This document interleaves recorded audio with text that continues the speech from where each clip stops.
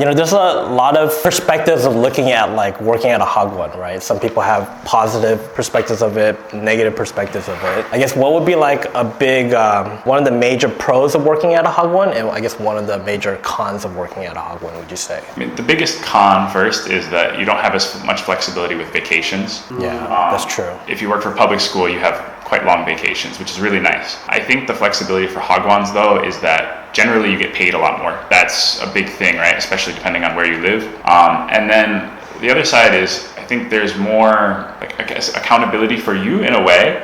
When you teach public schools, you have like 30 kids sometimes in your class. Right. And you kind of just have to go through the motions. Whereas Hagwons, you can kind of make something a bit more your own. You don't have this curriculum you have to follow necessarily to the same level. And it's just, I think it's easier to have fun at an academy than it is to do your, Yeah, definitely. I think at a Hakwon, the students are a lot more attentive in the classroom, because in public schools, there's that imbalance of kids that go to Hakwon and kids that don't, and then it's just like trying to find that balance in the classroom. It's very difficult.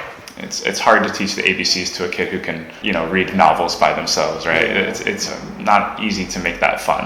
Whereas for Hagwons, you're generally leveled that your kids are right about the same level. Right. So you can challenge your students in a way to make it interesting for you and for them.